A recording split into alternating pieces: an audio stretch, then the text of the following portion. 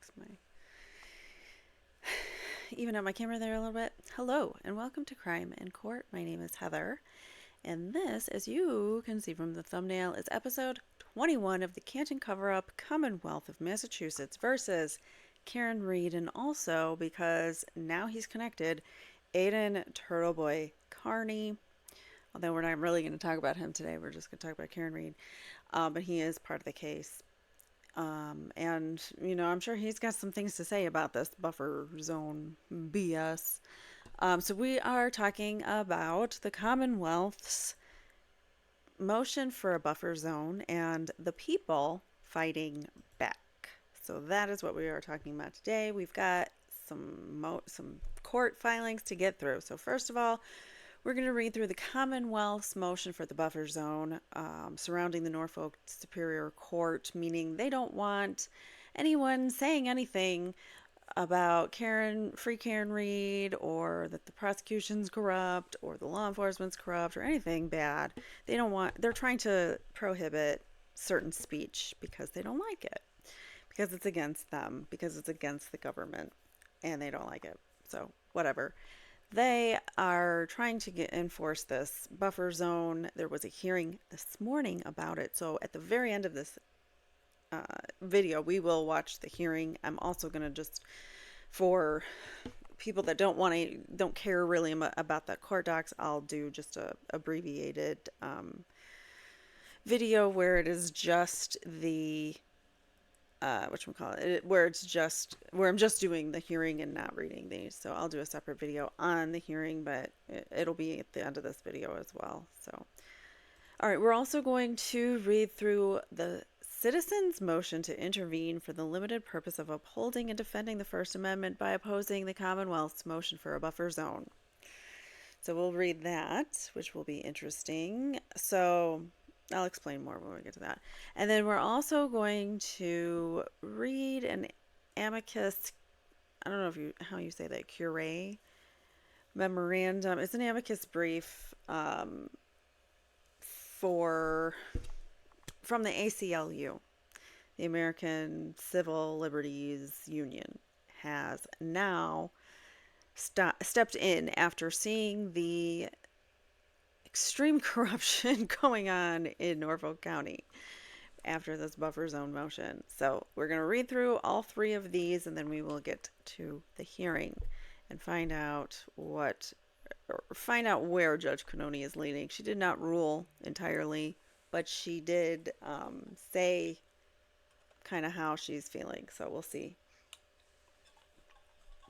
We'll see what she says there. All right, so first of all, the Commonwealth's motion for buffer zone surrounding the Norfolk Superior Court and request for order prohibiting signs or clothing in favor of either party or law enforcement. All right. So the Commonwealth respectfully moves that this honorable court establish a buffer zone around the Norfolk County Superior Courthouse in Dedham, Massachusetts, during the trial in this case, so Commonwealth versus Karen Reed, which is starting April 16th. This case has been the subject of substantial media coverage. There has been demonstrations on the sidewalks in front of the courthouse, on the courthouse stairs, on the stairs and sidewalks in front of the Registry of Deeds, and instances of individuals confronting and following potential trial witnesses to and from their vehicles for appearances at court proceedings. During these demonstrations, individuals often carry Free Karen Reed signs or posters with their interpretation of the evidence. Individuals have also amplified their voices with bullhorns, oh no, to yell at potential witnesses to promote their theory of the case. No, they don't. They may yell Free Karen Reed when the Alberts and McCabe's walk in, but that's really it. Anyways, the demonstrations also feature individuals and animals, oh no, wearing Free Karen Reed or similarly messaged clothing. How dare they? How dare the animals wear Free Karen Reed clothing? There is a substantial risk to both the defendant and Commonwealth's rights to a fair trial that would be jeopardized if prospective jurors are exposed to the messages contained in the demonstrations, especially before the court has had the opportunity to instruct trial jurors about their obligations to remain fair and unbiased. Here, I almost get what the Commonwealth is saying if it weren't for the fact that they really wanted to limit people's free speech and their right to speak up against this what's the word I'm looking for? This organization, the district attorney's office, the law enforcement, the state police, the Canton police, all these organizations, in Vev Canoni too, they're all showing that corruption lies within the system, the way that they are behaving and acting. So it's okay for the people of the town, the people of the community, to come together and voice their opinions when they don't like how the organizations that are supposed to be there to protect them are dealing with cases like an unalived police officer on another police officer's lawn, yet we're not looking into the Ford Edge that was there that night. We're looking into how we can get Turtle Boy on more charges of witness intimidation. That's what they're focused on. So I think we have a right to speak up. All right, so there is a substantial risk. I read that. But see, the thing is, I get jurors. Okay, so as the jurors are being selected, and on those days, on jury selection days, maybe have like a, see, I don't even want to say like no rally. But I could see why they would want restrictions on those days. But once the juries are selected and chosen, you can have them come in the back door. You don't need them to be coming through the front crowd where everyone's got their signs. And even if they were to see that, which, let's be honest, like most people are probably aware of it by now in the Dedham District Court area. So when they are looking for jurors and trying to find someone who has never heard of this case, it might be a little impossible. Not saying that it's not, but even so, like, people are going to know one way or another that this case is somewhat controversial if they've heard of it. So whatever, that's my opinion, but I get trying to somehow minimize the saturation of people on the days of jury selection.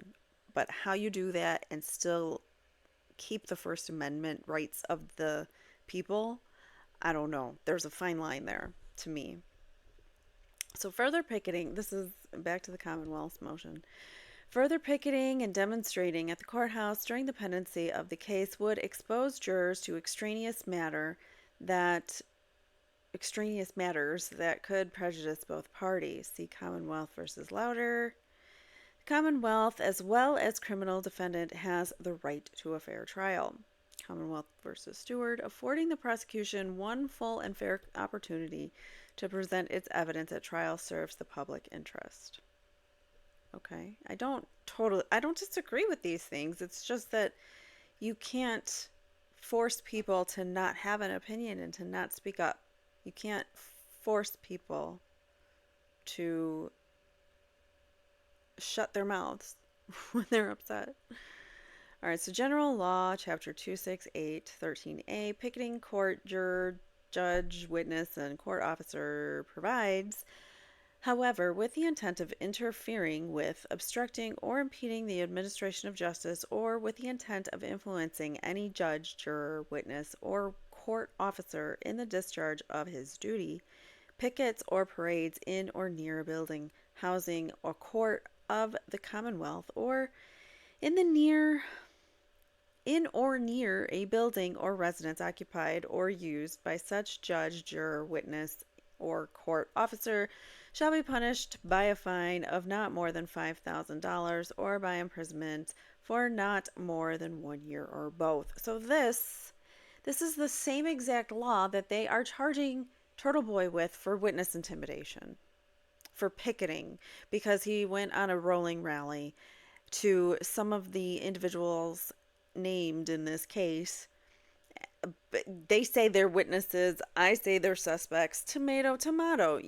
I mean, it's it's one of those fine lines again where they say that they're witnesses to something in a trial in a grand jury. Okay, fine, you were witnesses a long time ago, maybe some of you, but how long does that give you impunity for? I mean, come on. All right, so, and this is also the same statute that it's just ridiculous. Like, you can't even be outside of the home of one of the quote unquote witnesses when they weren't even home. They weren't even home, and they were outside the home of, I think, Chris Albert or Brian Albert. I don't remember. One of the Albert brothers. And they were on vacation because they knew of the rolling rally coming. So they left. And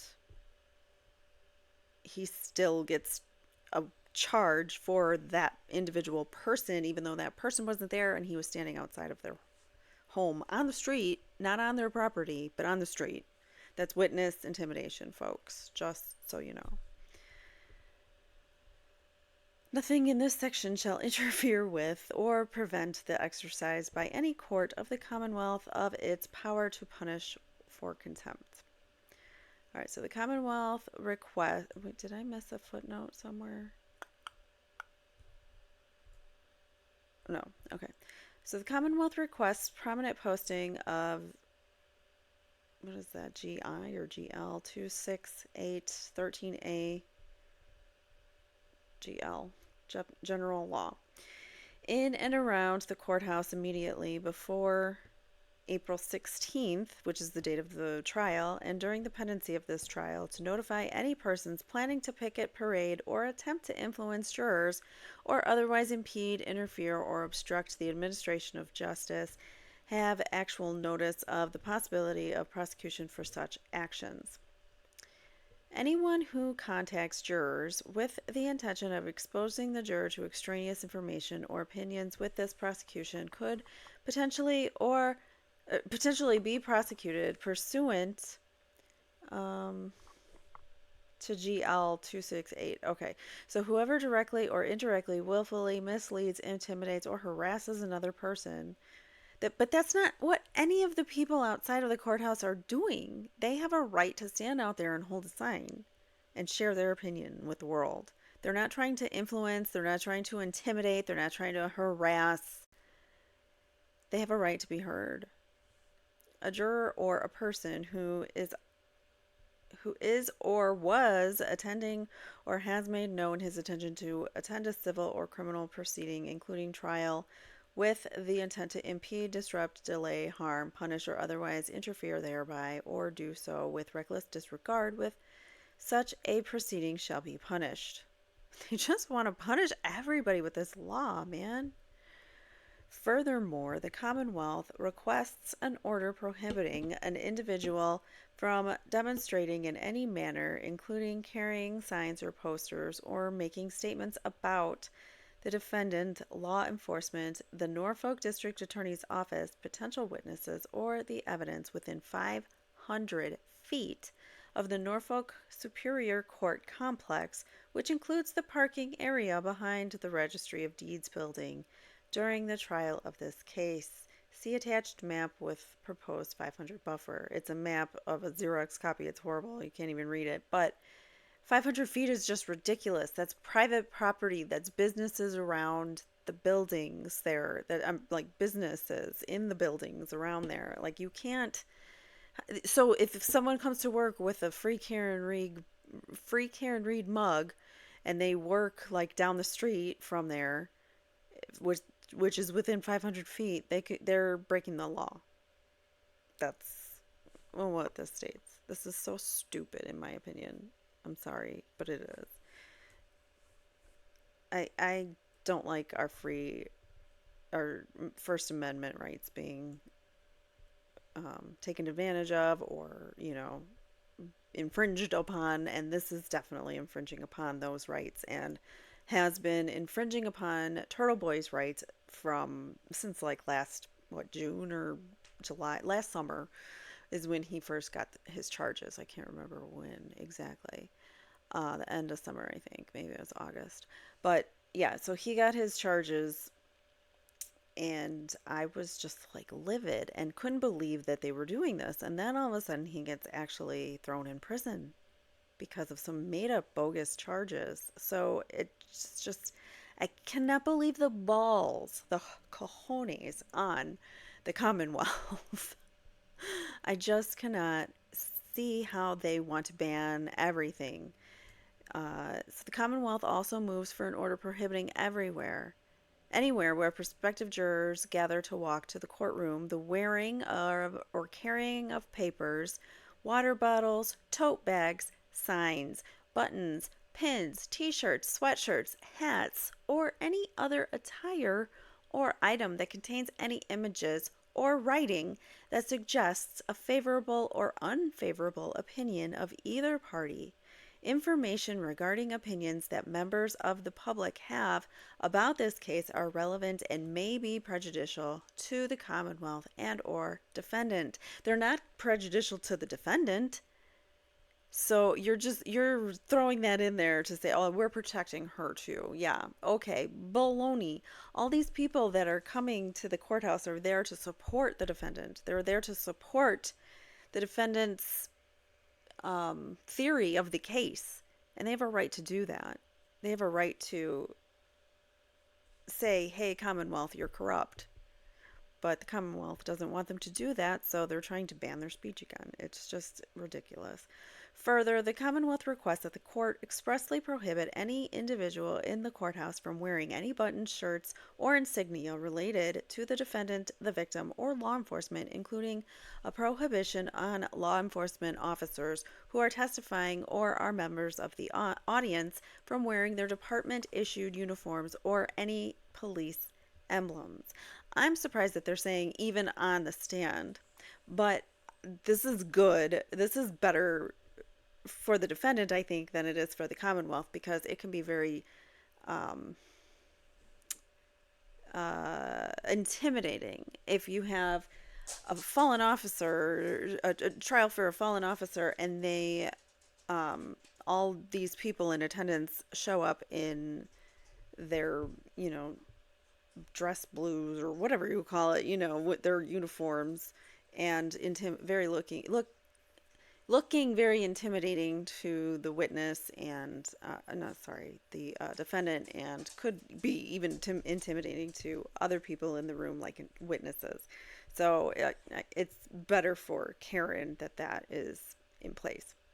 All right, to the extent that the court requires assistance or specifically articulated mechanisms to enforce the proposed buffer zone, the Commonwealth proposes that the court would request assistance from the Dedham Police and or Massachusetts State Police, both who have been previously deployed to maintain security and safety during prior court proceedings. Fine, put them there. Maybe section off a part in front of the courthouse where it is, not allowed, but across the street you can, or something. Like, you shouldn't be able to say like a 500-foot buffer zone. That's ridiculous. And here's the buffer zone, which I don't even know where let me see if I can. Let me see if I can flip this page. It's gonna go all over. Here, Hazel. Stop doing that with the blankets. Come here. My dog is trying to get under the blanket, but yet she's like, okay, don't do that. Now it's, come on, Adobe, stop.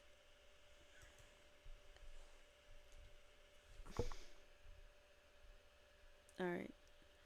Okay, now we're upside down. That's even better. We can definitely not see the buffer zone. Buffer is in this striped area. I guess it's in the striped area if that's the courthouse, but I really have no idea because it's a very poorly done um, Xerox copy. So I can't really tell you where the buffer zone is, guys, but I think it's around the this way. I have no problem with them having police on scene and, directing people to stay in like their designated rally zone or something. You got to give the people something. You can't just take that away from them. You cannot. So I don't know what she's going to do ultimately. All right, so this is the citizens' motion. Oh, that's about to go down the wrong way. Citizens' motion to intervene for the limited purpose of upholding and defending the First Amendment by opposing the Commonwealth's motion for a buffer zone and restraining signs or clothing that express a viewpoint about the trial. This is great. Okay. So some of the people who have been organizing the demonstrations are in this motion. Some of the people who have been going to these demonstrations very frequently, the rallies, whatever you want to call them. Anytime that there is a hearing for Karen Reed, anytime there's a hearing for Turtle Boy, these guys show up and they are fierce and mighty, and God love them. My heart just grows like the Grinch's two sizes bigger when I see them out there and, they're expressing their First Amendment rights and supporting people in this country who they think are the underdog and they're not getting a fair deal. So I love to see that. I feel like such a proud American when people are out there and, helping others. So I love that. So these individuals got together and raised $6,000 to hire an attorney to put this motion together and to attend today's hearing. And just so you know, he may or may not be heard. So going into the hearing today, he knows that he may or may not be heard by Judge Cannoni because he has no legal standing to actually say, like, you have to hear me out. And it could shoot him in the foot. I don't know. But we'll read through this and then we'll get to what they say. Or what happens at trial, sorry. Or the hearing. Gosh, the words escape me today. All right, so introduction. Movements, and those are the people who are moving or are in this motion. They're the ones filing this motion, I should say. But Randazza, is it Mark Randazza? Is the one he's the lawyer who is actually writing this out, and he is representing these movements. Okay, and wrote this. All right, so movements: Tracy Ann Spacuzza, Lorena Jenkinson, Dana Stewart Leonard, and Paul Cristoforo. Dana and Paul, I know, are two of the more outspoken ones. They also now have a YouTube channel called Resistance to Silence, if you're not aware, and they talk about, upcoming rallies and things like that. So it's really good to watch those and kind of get an update of where they're going to be. So, okay, so those four are a group of concerned free American citizens who will be negatively affected by the relief the Commonwealth seeks and wish to be heard before the Honorable Court renders its decision on that requested relief. The Commonwealth seeks to unconstitutionally infringe upon the right of the people to enjoy their full and robust rights under the First Amendment and Article 16 of the Massachusetts Declaration of Rights, as amended by Article 77 of the Amendments to the Massachusetts Constitution. Blah, blah, blah. That was a lot of big words. The Commonwealth's desire to clamp down on criticism and dissent must not be given the court's imprimatur. What the heck is that word?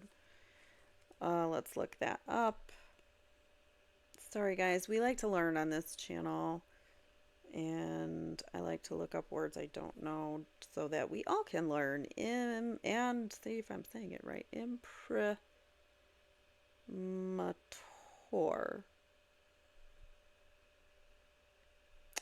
An official license by the Roman Catholic Church. Wait, what? Oh, well, that's a person's acceptance. Okay. A person's acceptance or guarantee that something is of good standard. So the court's imprimatur, if I'm even saying that right, probably not. Um, so, like her acceptance, her approval, basically. So, the Commonwealth's desire to clamp down on criticism and dissent must not be given this court's approval. He just said a really fancy word that made us all go, what? All right, so interveners have no intent to interfere with anyone, to obstruct anyone, nor to impede anyone. Like I said, that's not what they're doing standing outside. They are just expressing their rights. They have a right to stand there and hold their signs to look like minions because Michael Morrissey, district attorney, called them all minions, or to dress their dog in a sweater that says free care and read. They have every right to do that. And that's not interfering, impeding, instructing. It's not doing any of those things.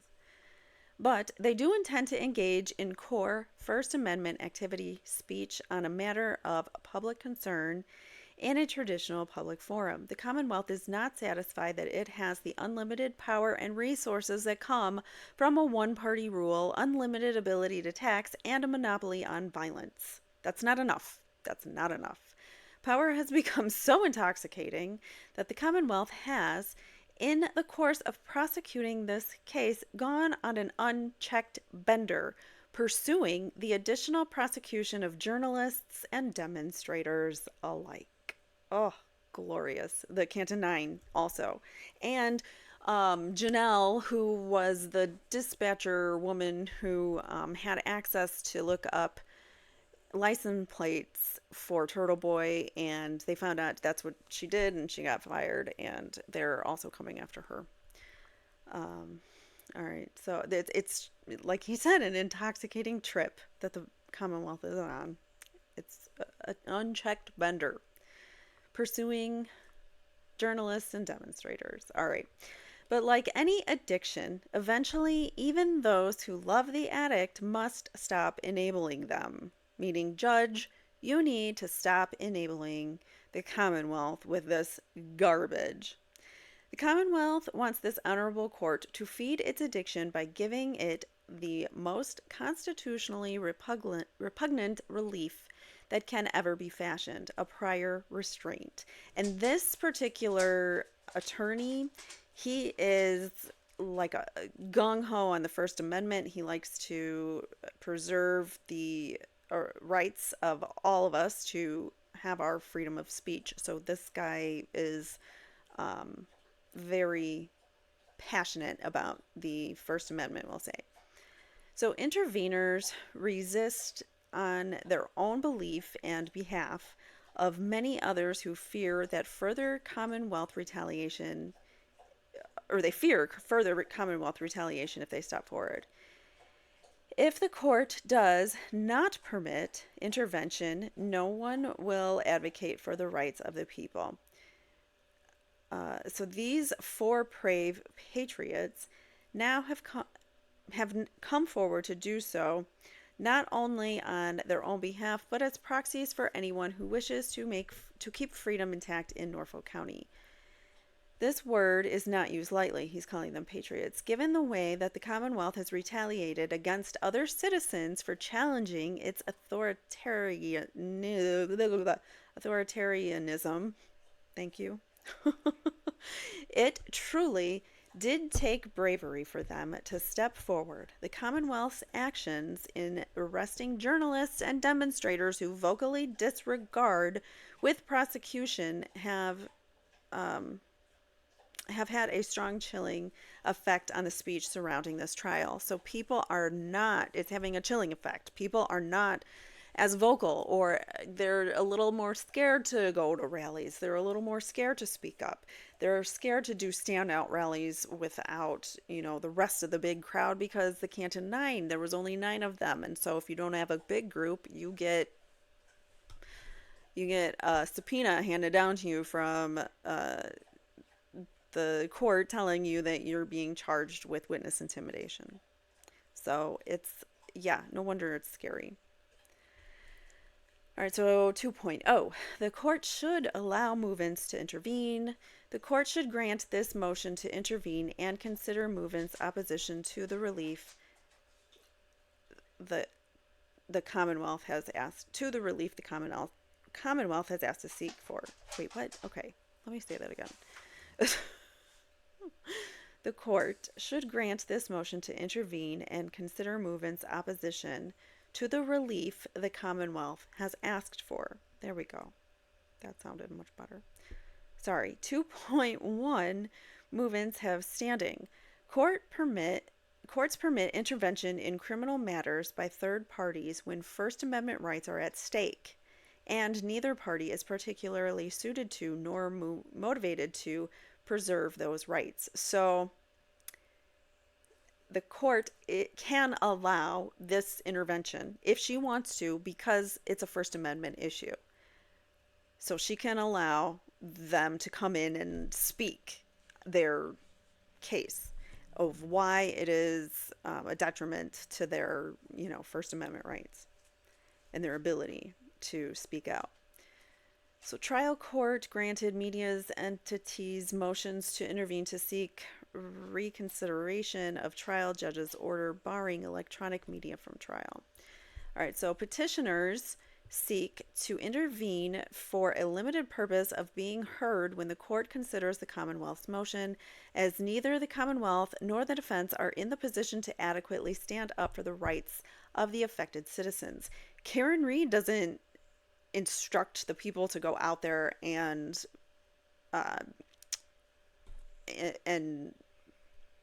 stand up. She doesn't ask them to go out there and rally. She doesn't ask them to go there. She doesn't have anything to do with that. And right now, her and her attorneys are focused solely on getting ready for trial, which is coming up in like 2 weeks or a week. Wait, what? No. Hold on. Is this the 4th? Look at a calendar. Okay. A week and a half. It's coming up in a week and a half. The 16th is a Tuesday. That's when trial starts. April 16th, Tuesday. So we are on the 4th when I am recording this and getting this. I think I'm going to push it out tomorrow, but you get the point. So anyways, we are very close to trial, and they're focused on that. The defense, the Commonwealth, for their interests only. They want people to shut up. So they really aren't in a good position either to argue this. So petitioners seek to intervene for the limited purposes of being heard, as neither the Commonwealth nor the defense are in the position to adequately stand up for rights. The Commonwealth seeks to bind and gag Lady Liberty and must not be permitted to do so without opposition. I mean, one of the biggest reasons why this country was founded was because people didn't want to fear their government. They wanted to be able to speak up against their government, their monarchy, parliament, whatever. They were coming from Great Britain and other places, surrounding places. They wanted to be able to be free of that, free of persecution, free of retaliation from government. And it seems like, and this was, Massachusetts, where everything was born. And they seem to have really gone backwards in time because they want all the power of the Commonwealth. But that's my opinion. All right, so the Commonwealth seeks to bind and gag Lady Liberty. Defendant Reed should not be asked to defend herself and the rights of 7 million Massachusetts citizens at this time. She's preparing for trial. Move-ins have standing to intervene relative to the Commonwealth's motion because they intend to demonstrate outside the courthouse during the trial. It is the citizenry, not Ms. Reed, who would suffer the injuries inflicted by the requested relief. Non-parties may intervene in proceedings where they would otherwise suffer a substantial injury to a direct and certain violation of their rights. Movements intend to demonstrate by holding signs and wearing shirts with slogans on them. Movement Tracy Ann Spacuzza, I love that name, Spacuzza, is aware of the history of this courthouse and the fact that Nicholas Sacco and Bartolomeo, I don't know, Bart Vanzetti, were wrongfully convicted here. Turtle Boy talks about them on his show. I don't really know those cases. I'm not local, so sorry. But they are famous wrongfully convicted cases in that area, in the same courthouse. All right, so it is her intent to hold a sign outside commemorating the injustice perpetrated upon them with a statement that the Commonwealth of Massachusetts is not to be trusted.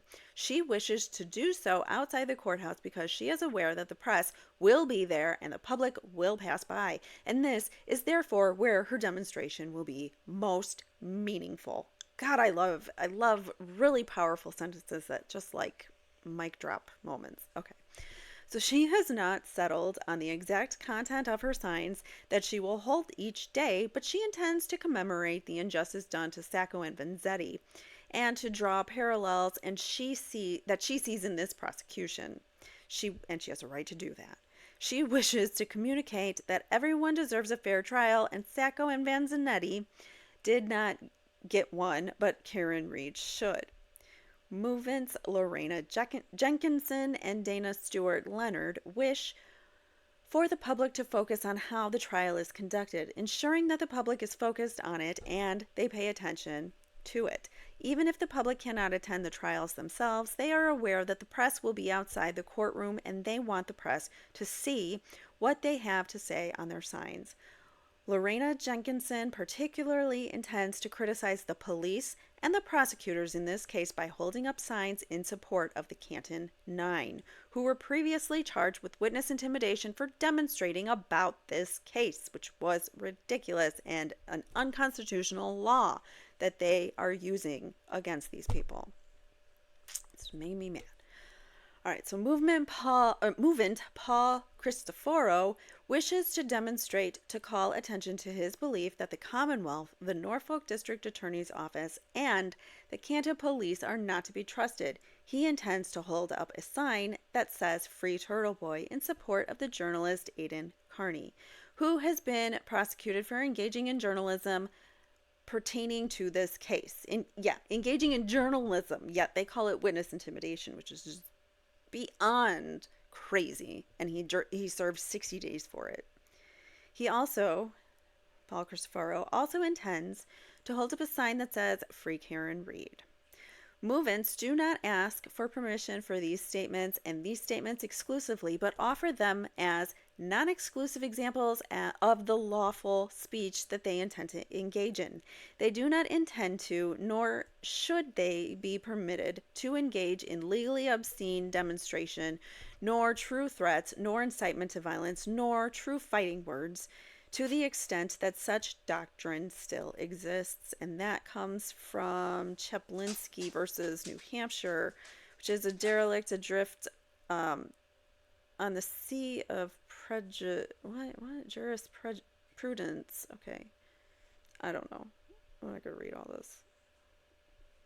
Fighting words are fighting words. You know what fighting words are, guys. Them's are fighting words. All right, they should not be enjoined from other forms of demonstration as long as such demonstration is protected by the First Amendment and or Article 16. And they are not, causing a disturbance. They're not. They're drawing attention to, yes, but that's the point. That's the point of demonstrating. Commonwealth's requested relief would directly preclude the exercise of movement's freedom of speech under the First Amendment and Article 16 and therefore must be denied, or at least narrowly tailored. The Commonwealth asks this court to use a sledgehammer when a fine scalpel is the only tool it should wield. 3.0. The court should deny the Commonwealth's motion. The Commonwealth seeks a 500-foot free speech buffer. The court should not grant what would amount to a prior restraint on free and fair discourse concerning the trial. I gotta let my dog out because he's begging me. So hold on 1 second. I apologize.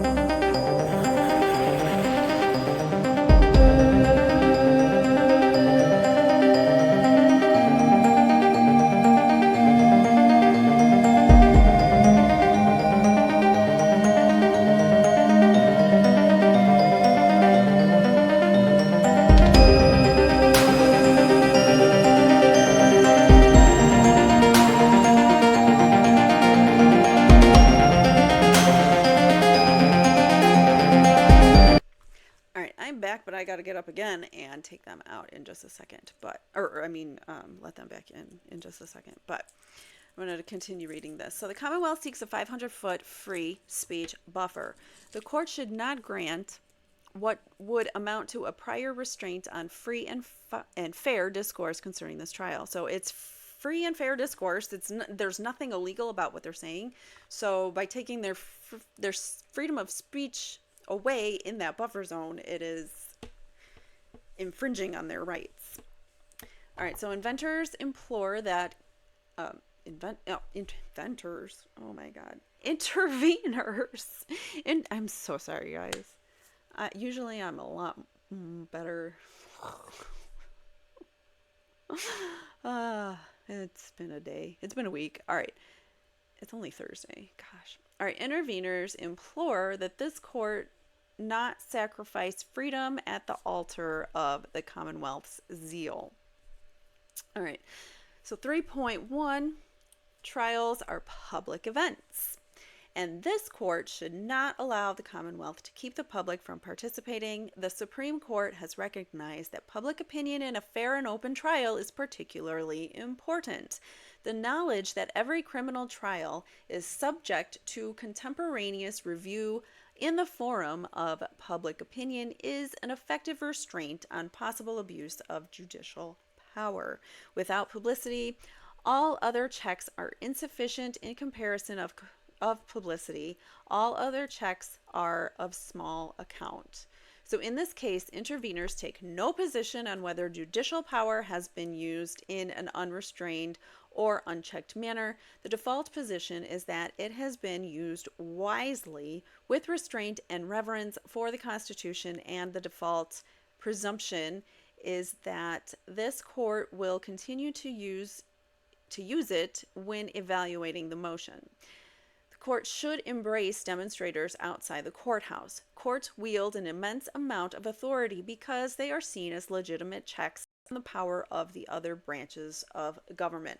So basically, there's no better place than a courthouse to actually protest, or, you know, in these institutions, the law enforcement offices, or, you know, wherever it is, Michael Morrissey's office, the DA's office, those are the best places to demonstrate, because they're the most impactful, and that's the people that you are targeting.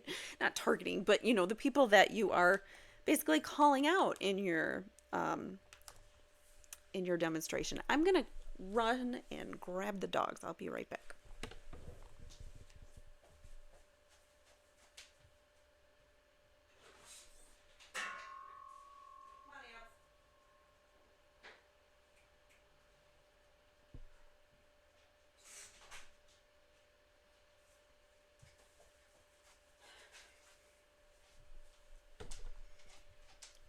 Sorry, I'm back.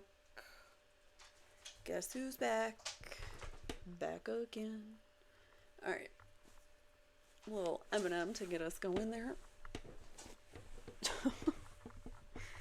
Alright, I gotta squeeze in here. under my desk thingy. All right, sorry. We're all ready. Hold on one second.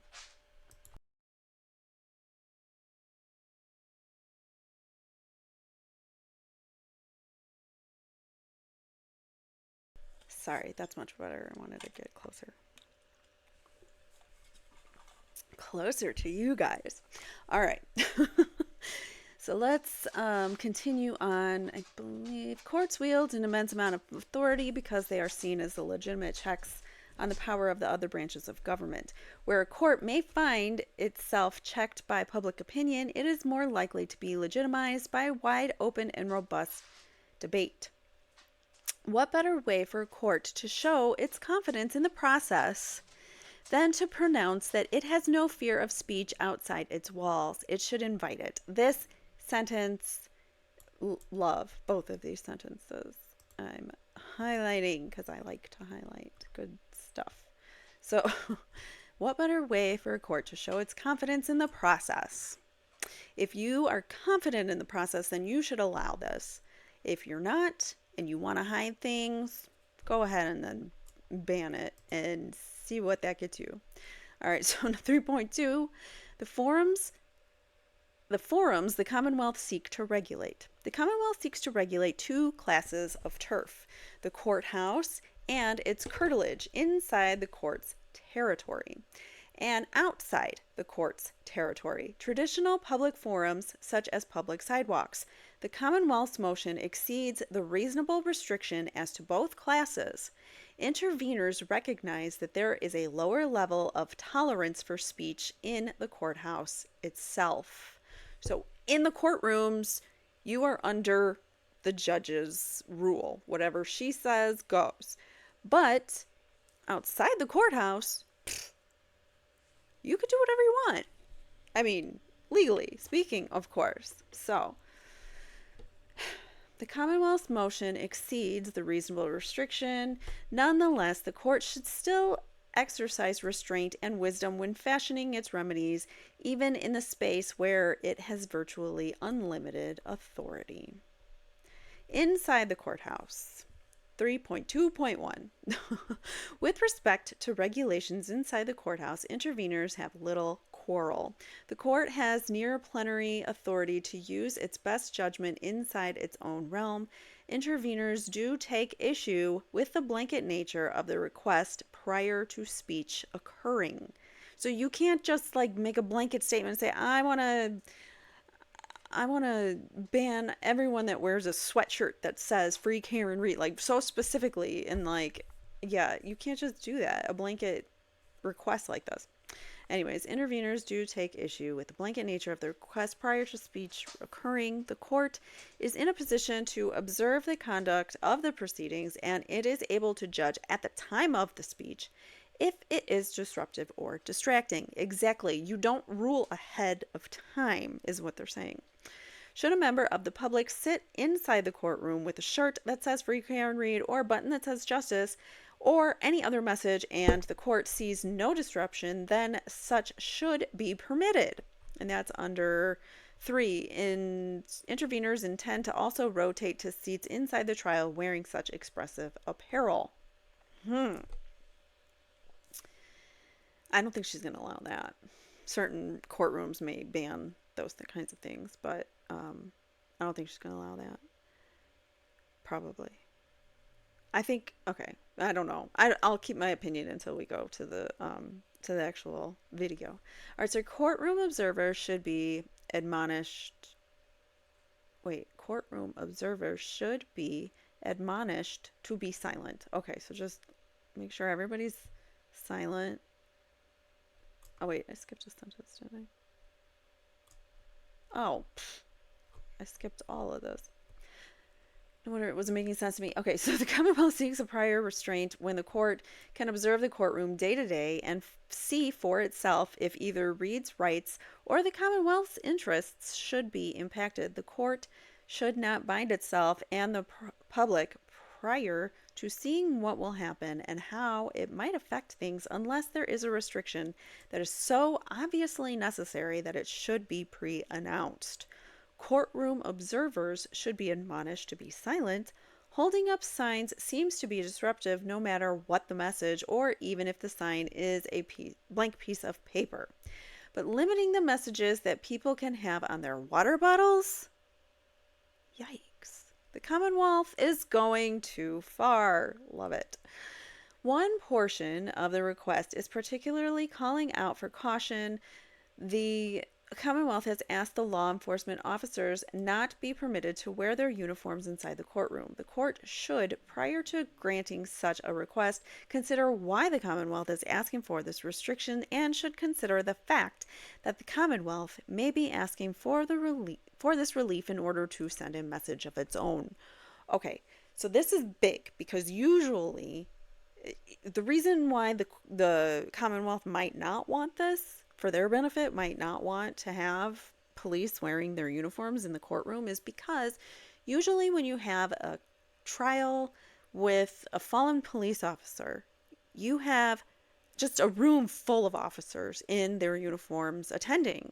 Very, very often that happens because they're in support of their fallen officer.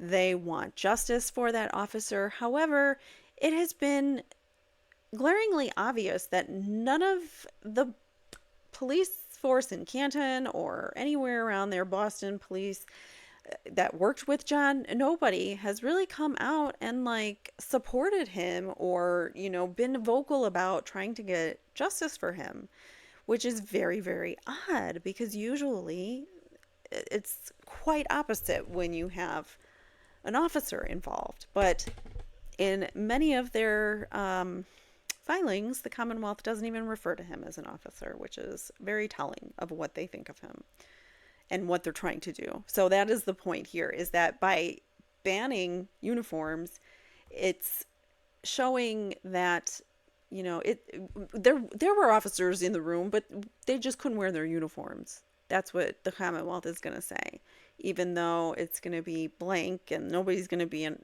no officers there except for, who might be testifying. Anyways, so in most cases involving a fallen, I just got into a tirade and I should have just let Mark Randazza tell you. In most cases involving a fallen law enforcement officer, courtrooms are packed with fellow officers in uniform supporting their fellow comrade. Here, despite this being a high-profile case about a fallen officer, the courtroom has been devoid of law enforcement officers in uniform, and that is very very mysterious. Why? No one wants to speak up against the frickin' Alberts, and I don't know. Everybody wants to act like it didn't happen. I don't know. The court should be mindful that the Commonwealth seems aware that this is a unique trial in which a fallen officer's alleged life ender's trial is not being addressed in mass by men and women in uniform. So why are officers not attending this trial? It would be a big question to a lot of people. This court should be mindful that the lack of officers in uniform may communicate one thing if the room is void of them because they choose to remain home. The court itself will create a second narrative if they weren't coming anyway, letting the Commonwealth blame the order for the lack of law enforcement attendance rather than an inability to attract supporters in blue. This is also a clear and present danger in restrictions on the interveners. If members can wear shirts that read Sacco and Vanzanetti Lives Mattered in the courthouse, but not Free Karen Reed, the court may be placing its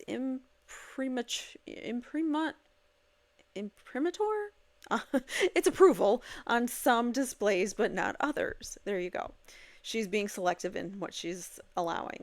To the extent that any restriction is placed on displays inside the courtroom, the court should pronounce that this is because the Commonwealth asked for the restriction or Ms. Reed asked for it if she asks for one. Otherwise, it may appear that observers in the courtroom are not communicating a message to anyone because they have chosen to remain silent. Choosing to remain silent itself is a viewpoint.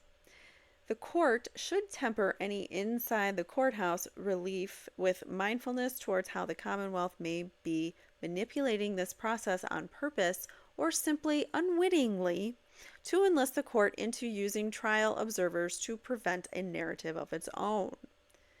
3.2.2 Outside the courthouse, the Commonwealth seeks an order prohibiting an individual from demonstrating in any manner, including carrying signs or posters or making statements about the defendant, law enforcement, the Norfolk District Attorney's Office, potential witnesses, or the evidence within 500 feet of the Norfolk Superior Court complex, which includes the parking area behind the Registry of Deeds building during the trial of this case. Such a request is not narrowly tailored and constitutionally infirm. So it's just unconstitutional. From time out of mind public streets and sidewalks have been used for public assembly and debate, the hallmarks of a traditional public forum.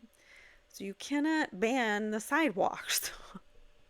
The government's ability to limit expressive activity in a traditional public forum is sharply circumscribed.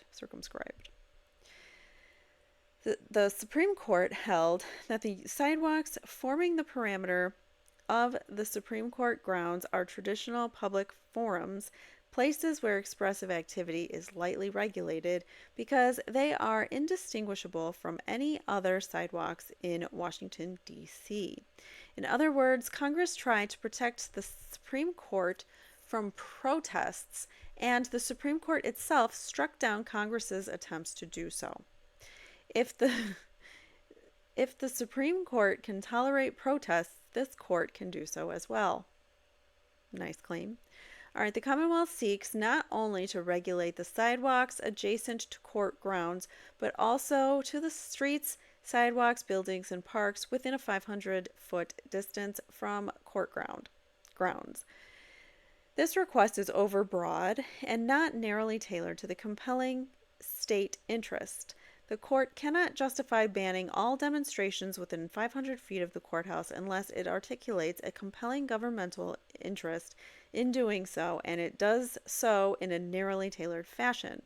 To do so, we must ask ourselves, what is the government interest? The Commonwealth's interest is to quash public displays of criticism of themselves and law enforcement and all that. This is not a legitimate, let alone compelling governmental interest. On the other hand, interveners accept that shielding the jury from contact that could unduly influence them is a compelling governmental interest. In order to meet the narrowly tailored prong of the analysis, the Commonwealth must target the exact wrong that it wants the court to cure. Meanwhile, the Commonwealth just seeks to create a 500-foot wide sledgehammer and crush all disfavored speech that it lands on. Basically, like, what if I was wearing a shirt that just said something random and had nothing to do with the trial, but the police saw me in some like weird shirt and they were like, oh, well, that totally has something to do with the Karen Reed trial and you're within 500 feet and you're going to jail. Like, what? I'm breaking the law because I'm wearing some shirt that I don't even know has anything to do with nothing. You know what I'm saying? Like, they could just be wearing a shirt that has something to says something about pickles and I don't know, just something random. And a cop could be like, oh, well, that has to do with John O'Keefe. We know that. So we're going to put you or arrest you, charge you, whatever. So meanwhile, the Commonwealth just seeks to create the 500-foot sledgehammer. This even includes private property where the interveners have gathered in the past and intend to in the future. So what if there's like a private home that's within 500 feet of there? Then they want to wear a Karen Reed shirt in their house. They can't. The Commonwealth seeks to create the illusion that there is no public outcry against how they have handled this case and how they have quashed dissent by prosecuting journalists and demonstrators alike. It's just another extension of them trying to limit people's free speech when it comes to speech against them, because all the speech that they're limiting is speech against them. The proposed restriction is not limited to this case. It means as inside the courthouse, citizens cannot demonstrate with phrases like back the blue or defund the police. It means one cannot camp exactly like something so benign like that, and you can go to jail or get charged with witness intimidation or something. I don't know. That's what they're going to try. It means one cannot campaign against the incumbent district attorney. So if you had a shirt that said Bart Simpson for DA 2026 or whatever, like that's illegal according to this, if this were to get granted. So it means that one cannot engage in pamphleteering regarding jury nullification in general without targeting any particular case. See Picard versus Magliano, finding such pamphleteering protected. So that's a protected part of free speech. It means that the homeowners and business owners and patrons, even inside the multitude of buildings within the proposed parameter, cannot use their property, implicating not only the First Amendment, but also the Fifth Amendment. A regulatory imposing regulations that restrict a property owner's ability to use his own property. Exactly. So you can't write free care and read, or you can't have a free care and read sign in your property if you live within 500 feet. That's illegal. So dumb. All right. So it means nearby employees cannot express their Section 7 rights and picket their employer in opposition to unfair labor practices. If anything, a restriction can only apply to the courthouse grounds and to the particulars of this specific case, and even then, the tailoring must be even more narrow than that. So obviously, he's saying you cannot go outside of the grounds of the courthouse. So any limitations that you have on picketing, free speech, whatever, what people are wearing, it can only be limited on the grounds of the courthouse. Beyond that, you have no jurisdiction in limiting anyone's free speech. 3.1 Narrow tailoring. The Commonwealth's proposal reflects no tailoring, let alone narrow tailoring. The Commonwealth wants to create a free speech desert of 500 feet in all directions of the courthouse. However, this court could readily craft narrower restrictions than this, which would target any imaginable legitimate concerns. So you can make it much more narrow, and we wouldn't have such problems. For example, if the court were to require a ban during jury selection only, this would still likely chafe the Constitution, but interveners would compromise and waive any challenge to such a limitation. That's beautiful that that's in here, because even if she does not hear him, that's giving Judge Canoni the option that, hey, they are willing to concede if you are able to, just limit it to jury selection days only, and then the rest of the trial, let them do what they've been doing. There's nothing that they're doing wrong. During trial, the jury could be brought in through the back entrance to the courthouse, and demonstrators could be banned from the entrance of that door, the back door. After all, the public does not generally pass by the back entrance to the courthouse, and the press will be out front. Any infringements on First Amendment rights from these narrowly tailored and limited remedies would be de minimis. De minimis? Would be probably minimal enough that more zealous parties might explain that these interveners would not challenge them. So it's minimal enough that, we'll concede, we'll give you those days if you just let us be there the rest of the time. These suggestions alone would tailor the relief so that the Constitution was not so obviously treated with such violence. Interveners suggest the following narrow tailoring devices. 1. Any restrictions on demonstrations should only be during jury selection. With the prospective jurors, when the prospective jurors would be entering through the main entrance and they cannot be instructed to enter through the alternate entrances.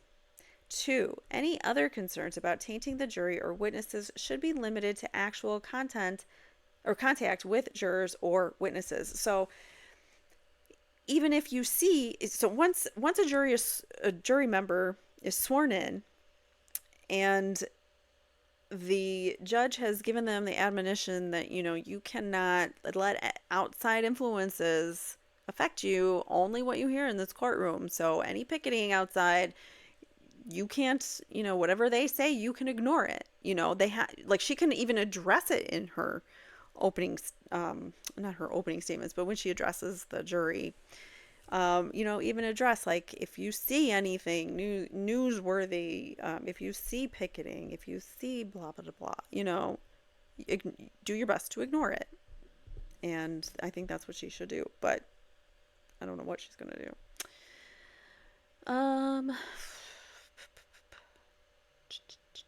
Any concerns about demonstrators influencing them should be addressed by bringing jurors and witnesses in through alternate access points where there may be reasonable buffer zones enacted, like a 25-foot buffer zone around the back door.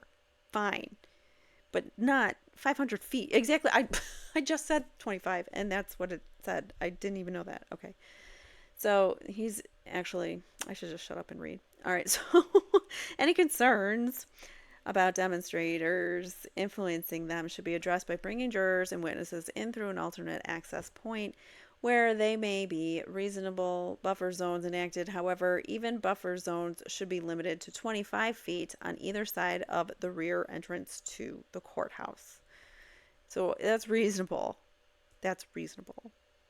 If there is a specific finding that is impossible for a juror or witness to enter the courthouse through the back entrance, perhaps then law enforcement may be called to require that demonstrators face away from the courthouse for the few seconds it takes for that person to enter the courthouse, and then the demonstrators may continue unrestricted once that affected person has entered or exited the building. Like, say there's someone, for instance, who's in a wheelchair and can't take the back door for some reason because there's stairs, and I'm just saying, I have no idea if this is true, but let's just say that that's one instance. Then everybody can turn around. Law enforcement can say, everybody turn, and everybody turns, like in unison. Say it on the bullhorn, and then, you get everybody to turn around and respect that you're not influencing this juror if they have to use the wheelchair ramp or something to get up. All right. So, however, to prevent abuse of this narrowly tailored restriction, there should be. Did I read all of this? Yes. Okay. However, to prevent abuse of this narrowly tailored restriction, there should be a specific factual finding as to why it would be impossible to use the back door rather than the public-facing door to the courthouse. The example I gave, I have no idea if that's true or not. Like, if there's stairs that they would need to go up or down, I don't know. All right. So number 3.4, the Commonwealth should be restrained. Demonstrators outside the courthouse are outside the jurisdiction of this court. However, the Commonwealth is not. And the Commonwealth, having opened this subject for discussion, should have that discussion aimed at its conduct to date and its conduct going forward. The Commonwealth claims that it, too, has a right to a fair trial. It claims, so citing dicta, which is the Commonwealth cites a throwaway line in a case involving a trial judge abusing his discretion by dismissing a criminal case right after opening statements. What? Wow, okay. And while the SJC may have used this troubling phrase more than once, it is hardly a right that would be coextensive with the 5th, 6th, or 14th Amendment, nor is it the right that should render the First Amendment a mere afterthought. All right, where'd we go? All right, so the Commonwealth claims that it, too, has a right to a fair trial. It claims so, citing dicta, and seems to miss the entire point of the Bill of Rights. The government does not have rights. The government has powers, and those powers are tempered by the rights that are God-given to the people and Constitution preserved for the people. This is great.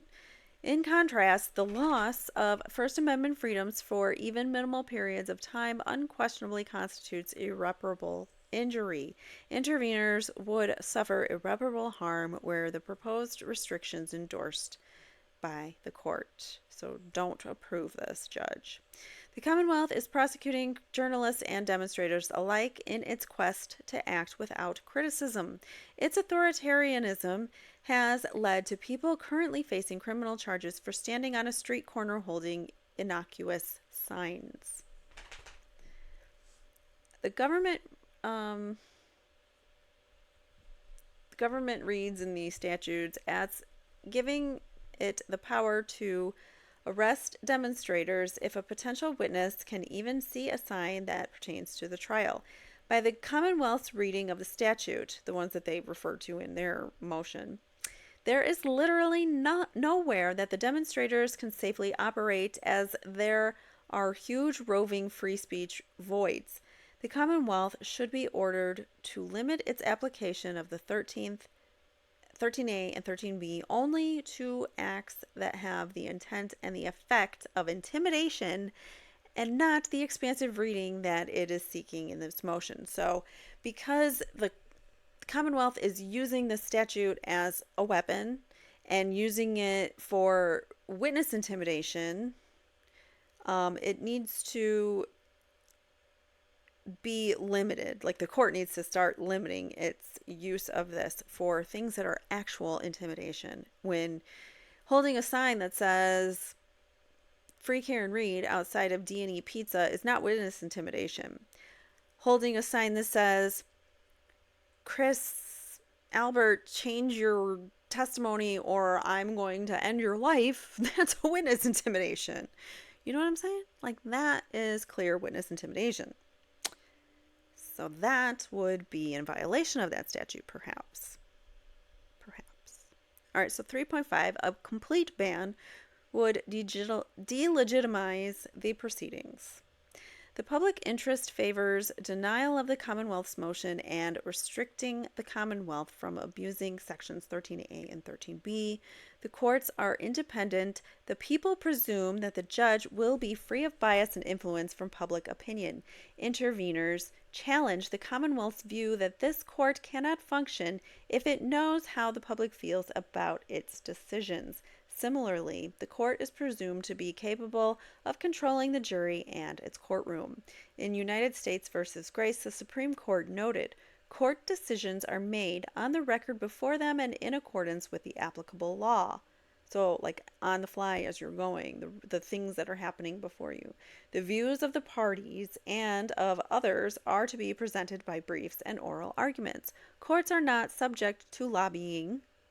Judges do not entertain visitors in their chambers for the purpose of urging that cases be resolved one way or another, and they do not and should not respond to parades, picketing, or pressure groups. The Supreme Court said that. It is rare that judges and prospective jurors are ignorant of high-profile matters, and frankly, one would hardly think a jury of one's peers includes those who are out of touch with society. Demonstrations show that our system is open and fair. Lockdowns and bans show that we have something to fear. Exactly. It makes me think of, like, Hunger Games, when they start, the government just starts to take so much control that, you become like an empty shell of what you were. You have no freedom anymore. In Grace, the government tried to justify a restriction on picketing outside the Supreme Court on the grounds that it might appear to the public that the Supreme Court is subject to influence by picketers and marchers. The Supreme Court rejected the government's desire to protect it from demonstrators, but in doing so endorsed the notion that a ban on demonstrators would likely send the opposite message. If a crowd stood outside the Massachusetts Institute of Technology with signs saying the Earth is flat, would it change the minds of the astrophysicists at MIT? Of course not. So putting a sign out there that says Karen Reed is innocent is not going to change the mind of somebody who already thinks she's guilty. You know what I'm saying? Like, it doesn't matter what the sign says. It doesn't matter what the message is. You're going to believe what you believe. There would be no harm because there would be no influence. Accordingly, a court with confidence in itself should permit demonstrators. Otherwise, if it banned them for the trial, why not all trials? Is it that there are too many people focused on this trial? Would a single demonstrator outside another trial holding a sign that said Black Lives Matter or judge not lest thee be judge influence the court? Why not? If that one hypothetical person would not change the outcome of this free and fair trial, why would 100 people wearing Free Karen Reed shirts change the outcome of this trial? Bam. That's mic drop. That's a good question. And I'd like to know the Commonwealth's answer to that. All right. So the hundreds of protesters against police brutality outside the trial of the police officers who ended Amadou Diallo, I'm sure I didn't say that right, did not affect a guilty verdict. And are the demonstrators here more powerful? Do these people have magic powers? Is there a talismanic power in this case that does not exist in others, such power that the court lacks the ability to combat it through constitutionally reverent means by saying, ignore the picketers outside? 3.6. Attempts to stifle dissent will have the opposite effect. Oh, hell yeah. If you ban it, it's going to cause more and more people to attend and to really become more outspoken on it, and something will give, like in the media or something. They're going to get their 5 seconds of fame over, and they're going to win that case. They're going to win against Judge Canoni somehow. If this does get instituted, they're going to find a way to get the story back on their narrative, I guess. All right, is what I'm trying to say. All right, so the Commonwealth should be careful what it wishes for. Should an order issue that unjustly stifles freedom of expression, liberty finds a way. Descendants are a scrappy lot.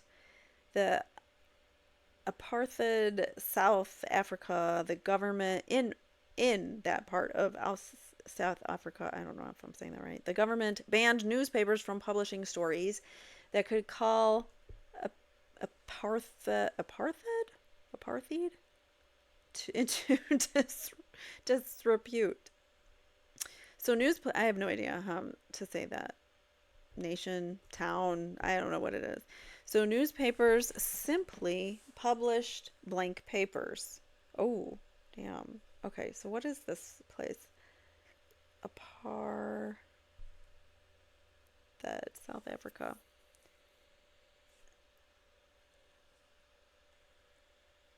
Let me see if I can pronounce it. Whoops. Apartheid. Apartheid. Oh, I was way off. Okay, apartheid is it's in South Africa. It also refers to a policy or system of segregation or discrimination on grounds of race. Apartheid, or however he said it, I already forgot. Okay. So their attempts to shut down criticism metastasized into greater criticism after they did the blank papers. Okay, so even those who were not previously drawn to the cause embrace the cause of freedom of expression, like, putting Turtle Boy in prison for 60 days. A lot more journalists got on board with the case because they're like, hey, wait a minute, if Turtle Boy could go to prison for talking to a witness in a case, what about me? So there's going to be a backlash sometimes. when, when you start banning things, there will be backlash. So their attempts to shut down, metastasize into greater criticism. Even those who were not previously drawn to the cause embraced the cause of freedom of expression. Free Americans make other people fighting for liberty look like amateurs. Since April 19, 1775, we in Massachusetts have been the OGs of liberty, the original gangsters of liberty. As another rebellion's spokesperson said, the more the Commonwealth tightens its grip, the more liberty will slip through its fingers. And that is coming from Star Wars. Oh my God, I love it. Okay, but it's a great quote. It's a great quote. He just put the right words in a place. Okay. So the kind of people who will travel from miles around to demonstrate outside a trial for months and months will find a way to protest. The Commonwealth asks for a blanket ban on protesting within 500 feet of the courthouse. This would even place the sidewalk in front of the public library off limits. So you can't even go to the library in a Karen Reed shirt. Not even knowing that, well, I'm sure if you have a free Karen Reed shirt, you probably know that court's coming up, her trial's coming up, but not necessarily. You might just be in the library picking out books with your kids, and you're wearing your Karen Reed shirt, and it just happened to be the shirt you put on that day, and in support of her, and you go to the library, and you don't even know you're breaking the law. Crazy, right? It is foreseeable that there would be protests simply about the lack of a right to protest, right? If we narrow, and they should, Paul Cristoforo and Dana and I can't remember the other ones. You guys should get together, and Tracy, and get together and form a rally just to protest your right to protest, because I think you should. If we narrow the request to just content or viewpoint based restrictions and a demonstrator cannot hold up a sign that says Karen Reed, then they may hold up one that says reading is fundamental. If the Commonwealth bans that, they will hold up books. If they cannot hold up books, they will find another way. This is not to say that there are reasonable alternate avenues of expression. They are. But the reaction to a clampdown is rarely silent compliance. Hell yeah. Usually it just emboldens people and enrages people and makes them want to get off their couch and do something about it. The Commonwealth seeks to blow out the candle of liberty, and if it succeeded, it would fan those flames, not extinguish them. It will be a challenge to find jurors who are ignorant enough about the trial to serve on its jury. If the Commonwealth gets its way, it may render that quest impossible, as they will pour metaphorical gasoline on the small fire of liberty that will otherwise calmly smolder outside the courthouse. Conclusion. Leave to intervene should be granted. If the court is inclined to grant any prior restraint, it should do so with a scalpel rather than with a sledgehammer. The court should tread lightly outside the courthouse, and it should make its decisions as circumstances require inside the courthouse, not for futuristic rallies that may or may not happen. So this was signed Mark J. Randazza, attorneys for interveners on behalf of the people, the Constitution, and liberty. And as a person, as one of the people, I thank you, Mark Randazza, for fighting back against the Commonwealth. But Mark Randazza was not the only one. The ACLU, the American Civil Liberties Union, fought back as well. So let's see what they had to say. The American Civil Liberties Union of Massachusetts respectfully submits this memorandum as Amicas Curiae, or however you say that, with regard to the, I did have that, I forgot, I did have that explanation up as to what a Amicus is. Amicus Curiae. here we go. An amicus curiae. Let me see if I'm. Oh, I don't have the second part. All right, so an amicus curiae is an impartial advisor, often voluntary, to a court of law in a particular case. He was planning to advance this position in an amicus brief. So it's a voluntary motion coming from someone to basically help. So to help with supporting the case at hand. So this, because the ACLU does not, they don't have any claim in the Karen Reed case, but they do want to speak up for the freedom of expression. So they are, they're the like not emergency, the impartial advisor that they're just, we want to advise you on some information. Here's some facts for you. So, introduction. The American Civil Liberties, blah, blah, blah, respectfully submits this memorandum with regard to the district attorney's motion filed on or about March 25th, seeking 4 orders from this court. 1. Requiring prominent posting of GL 26813A in and around the courthouse immediately before April 16th, 2024, or 204, and during the pendency of this trial. 2. Prohibiting any individual from demonstrating in any manner, including carrying signs or poster or making statements about the defendant's law enforcement, the Norfolk District Attorney's Office, potential witnesses, or the evidence within 500 feet of the Norfolk Superior Court complex, which includes the parking area behind the Registry of Deeds. 3. Prohibiting anywhere where prospective jurors gather or walk to the courtroom the wearing of or carrying of papers, water bottles, tote bags, signs, buttons, pins, t-shirts, sweatshirts, hats, or any other attire or item that contains any images or writings that suggest a favorable or unfavorable opinion of either party. And 4. Prohibiting any individual in the courthouse from wearing any buttons, shirts, or insignia relating to the defendant, the victim, or law enforcement. Each of the 4 orders requested in the pending motion have an impact on free speech, expression, and assembly, and therefore require very close constitutional scrutiny by this court before any order might be entered. This memorandum focuses primarily on the request for the whopping 500-foot buffer zone, request 2 above, although the analysis below is applicable to each element of the request. We also have concerns about the request for posting of GL 26813A at the courthouse, given it may be an overbroad and insufficiently tailored restriction speech. So it restricts speech.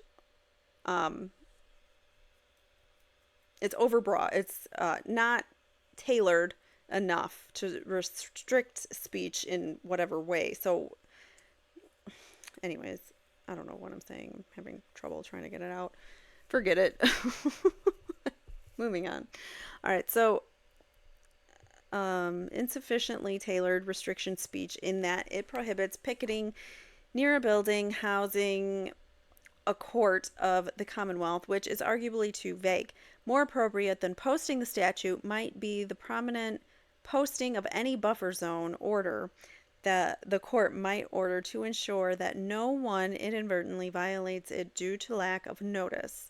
So instead of putting out this stupid, unconstitutional statute all over your courthouse, do a court order instead about a buffer zone, but make it narrowly tailored, be very specific, make it less than 500 zone, the 500 feet. And, that is what you post all over the courthouse, not the other statement. You post the court order that is very specific and not overly broad to make it confusing on people. All right, so where were we? More important than posting the statute might be the prominent posting of any buffer zone order. Of course, the statute shows that the legislature chose to restrict such activities undertaken with specific intent only when near a courthouse as opposed to anywhere within a 500-foot zone on every side of the entire courthouse complex. Way too broad. Way too broad. Way too big.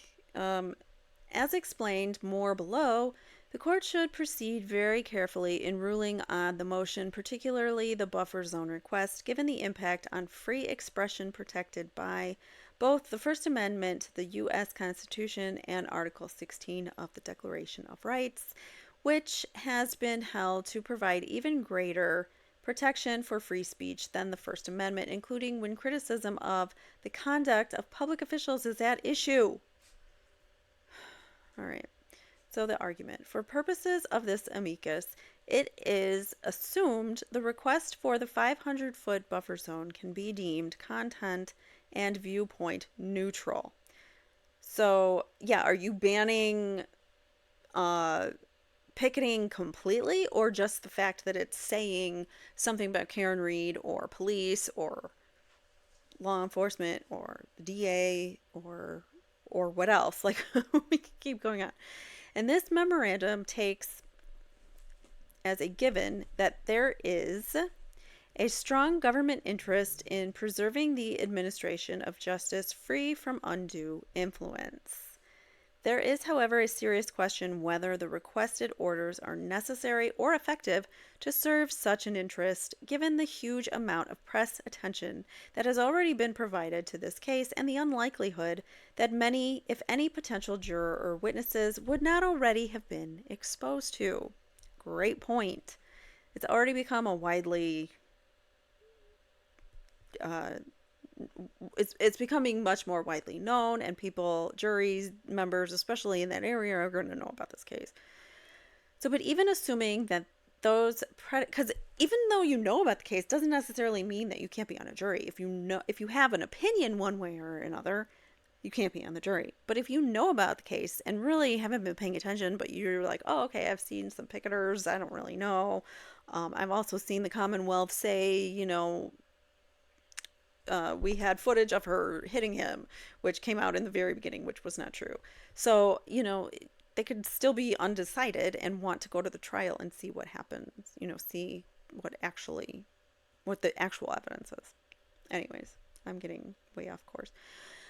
Even assuming that those predicates, the court still must conclude that the requested restrictions are narrowly tailored in that they do not burden substantially more speech than is necessary to further the government's legitimate interests. In a case out of Massachusetts concerning 35-foot buffer zones near abortion clinics that were held to not meet the narrow tailoring requirement, the Supreme Court emphasized that by demanding a close fit between ends and means, the tailoring requirement prevents the government from too readily sacrificing speech for efficiency. In McCullen, the court also emphasized that the burden is on the government to show that it seriously undertook to address the problem with less intrusive tools readily available to it and consider different methods than other jurisdictions found effective. So they need to prove that they have shown other ways to combat this, or that they can remedy this in another way than just totally banning speech in their area. Indeed, it is the case where a judicial injunction, not a statute, is at issue. The standard is even higher. As the Supreme Court has explained, injunctions carry greater risks of censorship and discriminatory application, and thus, when evaluating a content-neutral injunction, we think that our standard time, place, and manner analysis is not sufficiently rigorous. We must ask instead whether the challenge provisions of the injunction burden no more speech than necessary to serve a significant government interest. So banning the speech serves the government. That's basically what it comes down to. Banning doing this, granting this motion by the Commonwealth is banning free speech. And by doing that, it is harming people, I think. Of course, the Supreme Court. I mean, it's you can't do that. I mean, it just outrages me. You cannot ban free speech on the sidewalk. A court should know that. Of course, the Supreme Court has also recognized and discussed in McCullen that injunctions, if carefully drawn, to apply only to individuals or groups because of their past actions in the context of specific dispute between real parties, may be more consistent with free expression than more general laws because, given the equitable nature of injunctive relief, courts can tailor a remedy to ensure that it restricts no more speech than necessary. Right. So if somebody comes in there and says, end police lives or whatever, I mean, that's still probably, I mean, it's in poor taste for, like, John O'Keefe's trial, but if somebody said that, like, that's still probably protected, but you could potentially maybe get rid of it because it kind of has an influence. I don't know. But still, it's still the person holding it up has a right to say what they want to say. But in an injunction, the court, Judge Bev, could just say, you know what, we're going to restrict anything having to do with ending the lives of police officers, and leave it at that, so it's not, overly broad. In short, injunctive relief focuses on the precise individuals and the precise conduct causing a particular problem, as opposed to a measure that categorically excludes non-exempt individuals from the buffer zones, unnecessarily sweeping in innocent individuals and their speech. All right, we're almost through here, guys. All right, so here, the Commonwealth's motion makes no attempt to explain why less intrusive measures are not sufficient to protect its legitimate interests. Such alternatives may include enjoining only specific individuals from engaging in certain conduct where the government shows that they have in the past engaged in unlawful witness intimidation or interference. So that would be a better example of what Judge Bev could ban, not ending police lives, but if something were to be like change your testimony, Chris Albert, or I'm coming for you. And this is not a threat. I'm just saying, like, if that were what somebody was saying, that the judge could potentially ban, but not not just opinions like Free Karen Reed or journalism is not a crime. All right, whatever. So any such violations would need to have been proven to have occurred. Wait, did I skip something? I might have skipped something. Here, the Commonwealth's motion makes no attempt to explain why less intrusive measures are not sufficient to protect its legitimate interests. Such alternatives may include enjoining only specific individuals from engaging in certain conduct. So if you have one person who's really rude and rambunctious, take them out of there, kick them out. But not everybody. So that would show where the government shows that they have in the past engaged in unlawful witness intimidation. So if someone in the past has shown unlawful witness intimidation or interference, then you can ban them. Any such violations would need to have been proven to have occurred with an intent to interfere with or obstruct the administration of justice. You can't just say it is, and that's because it is.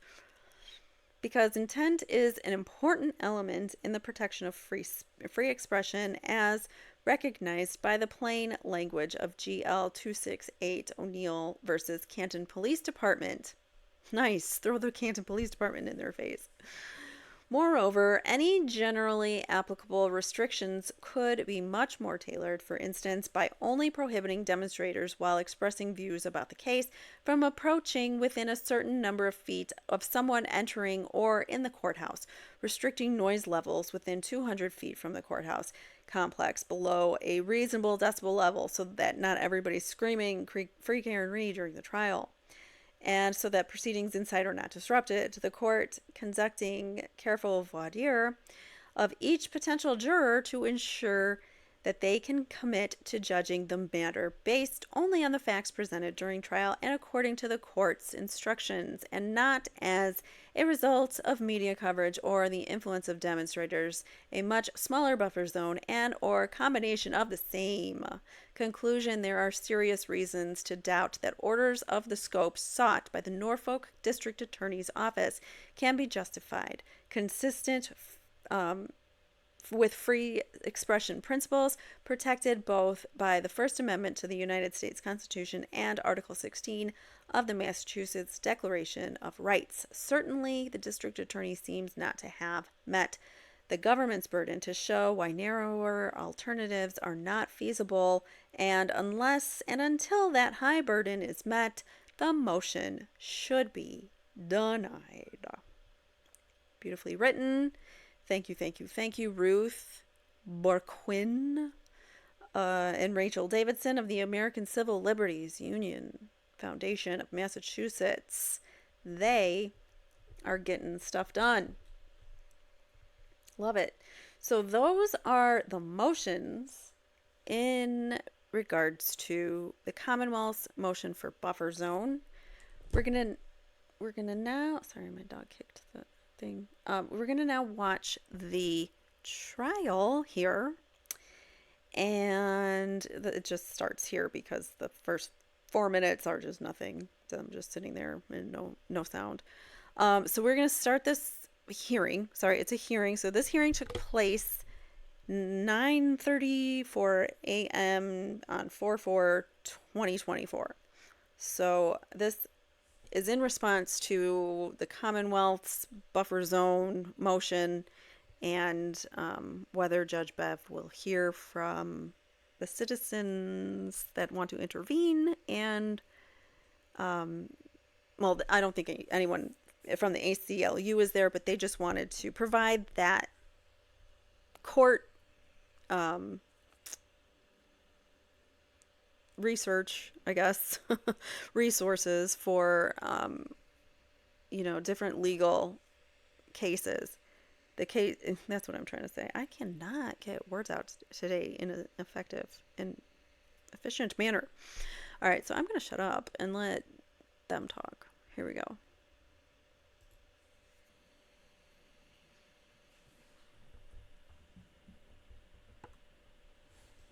Why do I have no volume?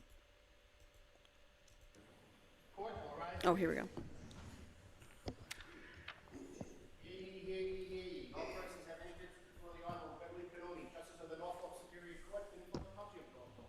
To our man, give your lieutenant, it shall be heard. God save the Commonwealth of Massachusetts. Court is now open. You may be seated.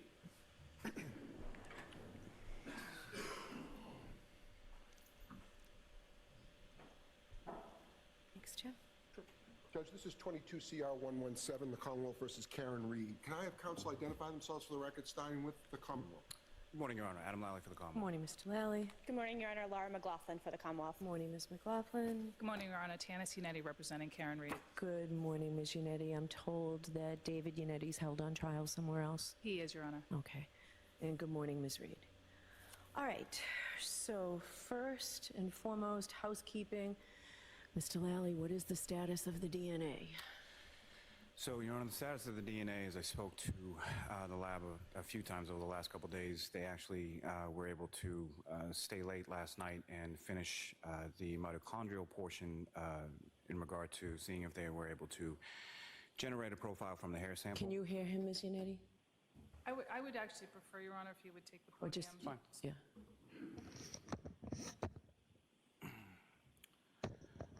So, Your Honor, just to begin again, so I've spoken to the lab a few times over the last week or so, including this morning.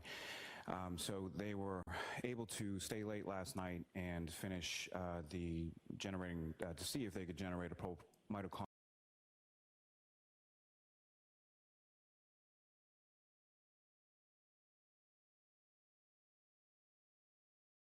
DNA profile for the hair sample.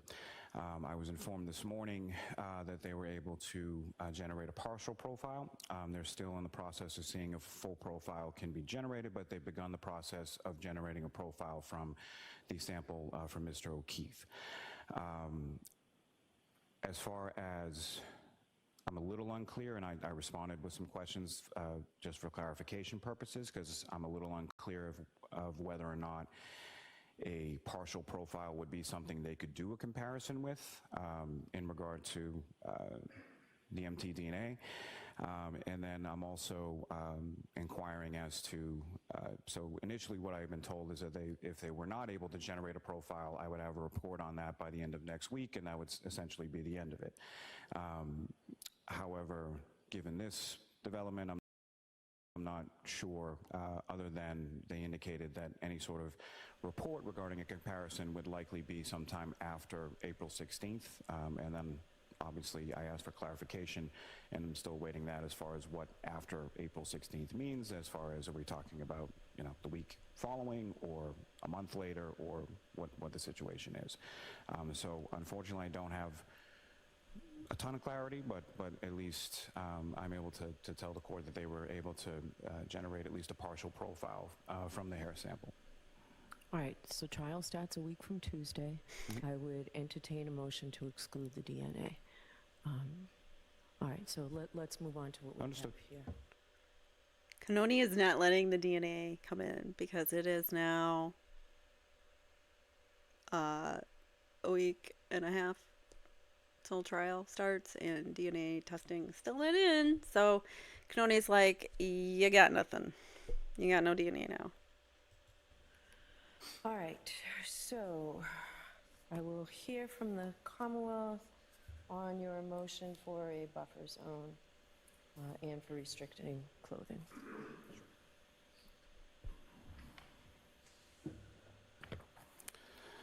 Thank you, Your Honor. So the Commonwealth would ask that the motion be allowed for a number of different reasons. Essentially, what I would submit to the court is that this is not, as the court is well aware, this is not a novel approach. This is something that's been done in other cases and done specifically in other cases in this courthouse. What the Commonwealth would submit is what's been proposed to the court is an entirely neutral motion, and that it applies equally regardless of viewpoint, regardless of, you know. Do you believe that? That it's an entirely neutral motion?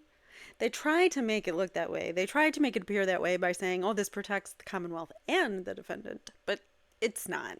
It's not. It's for the government to silence any people who don't like what the government is doing and anyone speaking out against the government.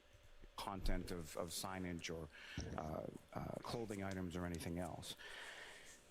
The motion the Commonwealth filed is not, in essence, about any sort of protesters or any sort of presence in regard to them, but more about the jurors. And about I don't buy that for 1 second. And what if they stood out there not wearing any Karen Reed apparel or anything but a sign that just said justice? What, I mean, you still gonna ban them? Probably. They probably would want them gone. Because I think the Commonwealth is just really that gung-ho about it. about the jurors' freedom to be free and to come and perform their civic duty free from extraneous influence. We need, in this case, obviously, as the court is well aware, a fair and impartial jury. And this is something that extends beyond just the empanelment of that jury. As the court is well aware, as the court asks questions or inquires of every jury in every case multiple times a day about whether or not that they've been exposed to any sort of extraneous influences, or if they've gone online, or if they've seen things on social media pertaining to the case. And the question I would ask is, how is a juror supposed to truthfully answer that in the negative when they're bombarded with it every single time that they walk in and out of this courthouse? It's not Take them out the back. asking for a restriction on free speech or to infringe upon someone's First Amendment right. Protesting is going to happen, that's fine. It's just where it happens and how it impacts the jury in this case is what the Commonwealth has concerns about. Another analogy I would make, Your Honor, is to voting place restrictions, another fundamental right in which there are restrictions as far as signage and footage away from the voting place of how close you can be, that they're not allowed inside the building with signs related to whatever specific candidate you're supporting.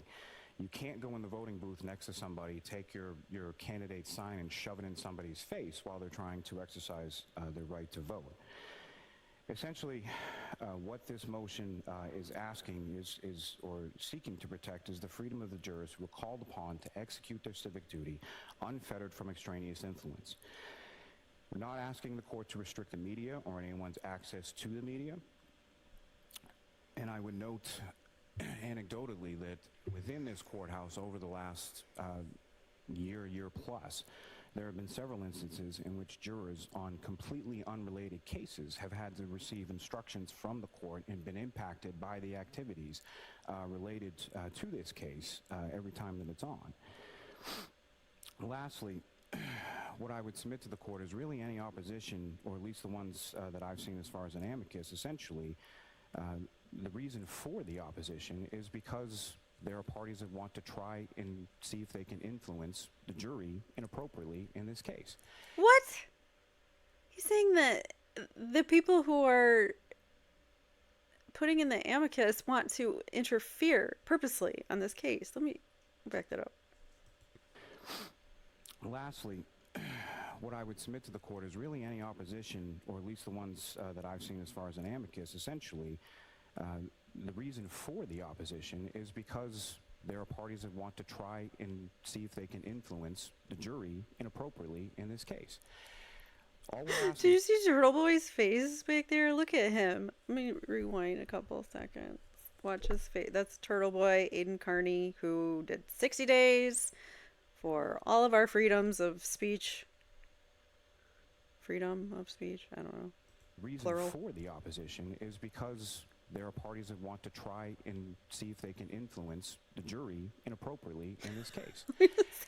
All we're asking for, Your Honor, all the Commonwealth is submitting— No.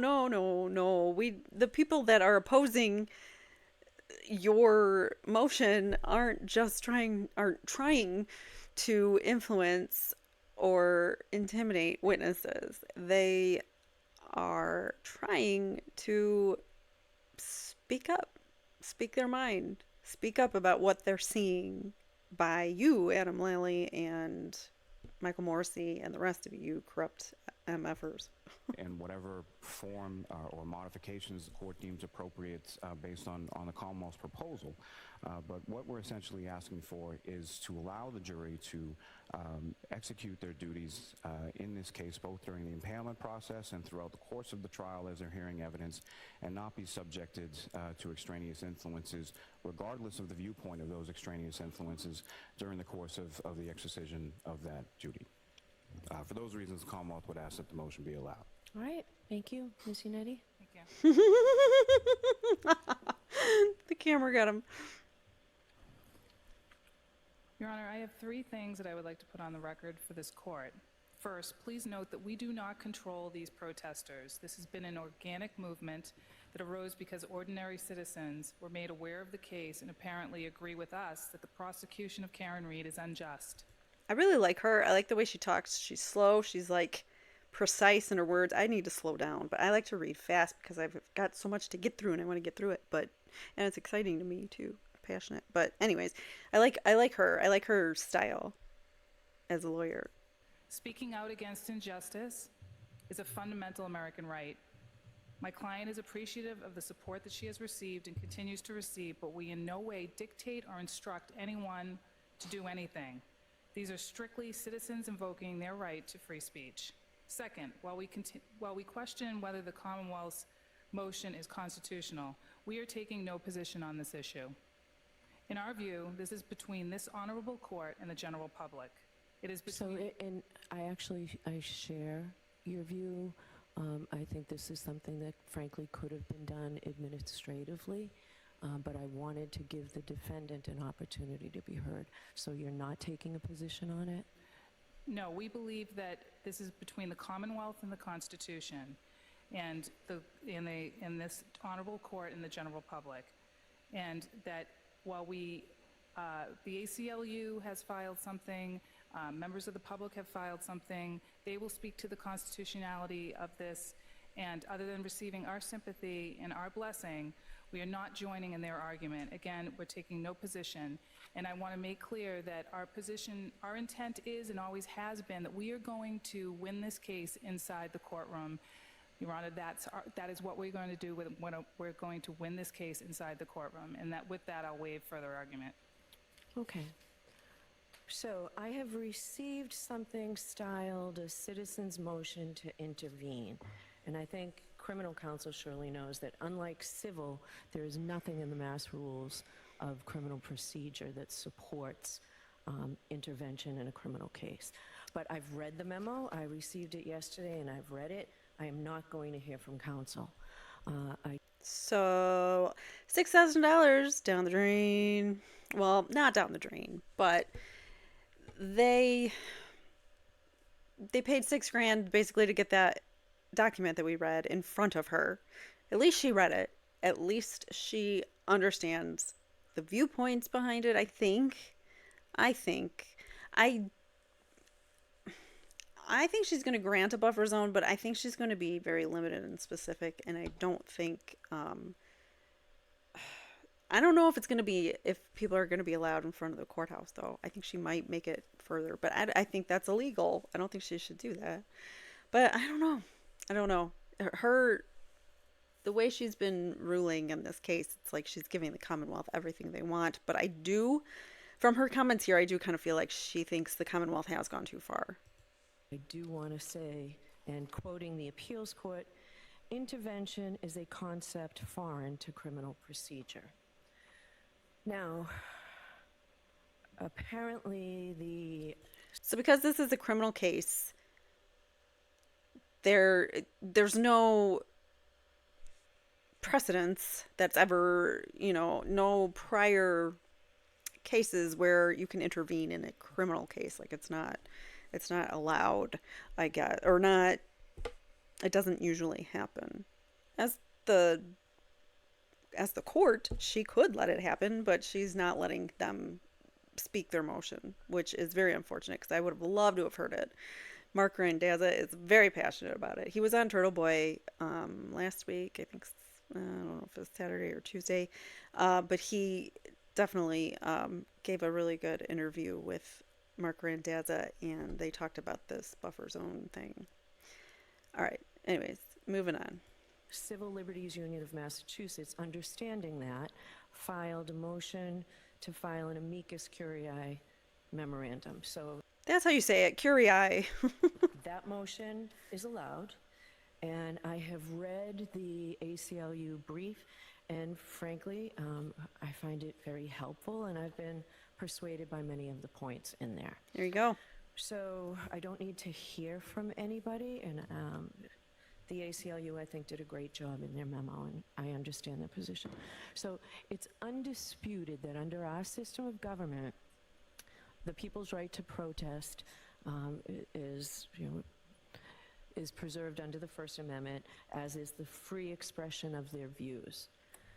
I have to consider, of course, this very important constitutional right, but the bedrock principle of the trial court is assuring a defendant, it is and it must be assuring the defendant a right to a fair trial, which includes a right to a fair and impartial jury, which by definition is a jury free from any outside influence.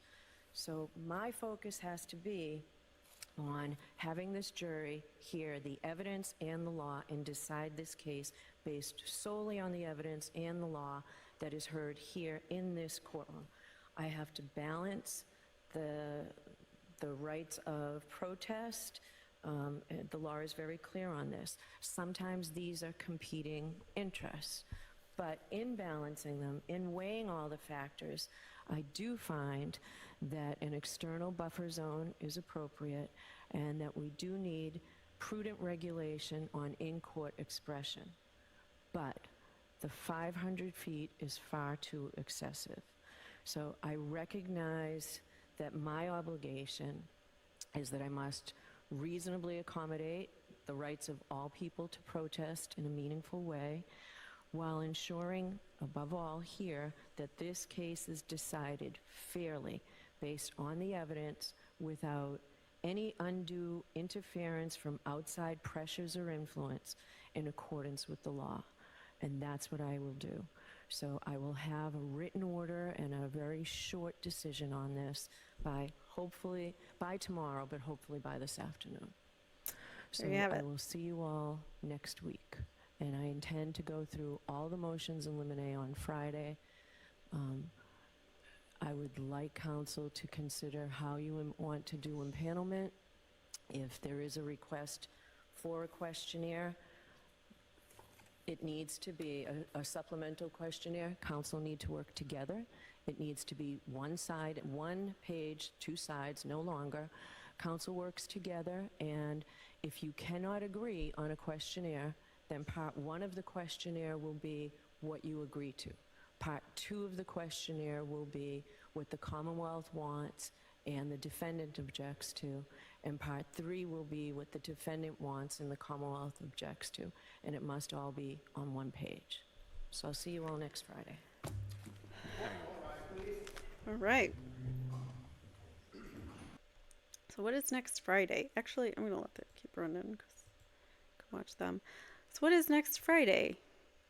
The 12th. So they're meeting the 12th for pre-trial whatevers because then trial's going to start on Tuesday. This is so fast. Oh my gosh. I'm getting nervous now for Karen. It's so scary that it's coming up so soon. It felt like it was forever away when I first started with this case, because I started paying attention to this case for over a year. I've really been following it closely, and I'm really passionate about this one. But anyways, so there is everything I know at this point regarding the buffer zone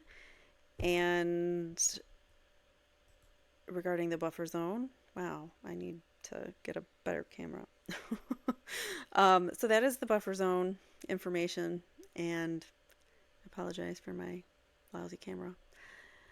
I appreciate you guys for sticking around, watching with me, and listening as I read through these filings. I find them so interesting, and I hope you guys do too. It is the only way to know what's really going on in these cases, and you can't trust the news, so you got to read it for yourself. If you've been impacted by a true crime and would like your story told in your own words, or if you or someone you know has been wrongfully convicted or accused of a crime, please write to crimeincourtchannel@gmail.com and tell us your real true crime encounters. Thanks for watching.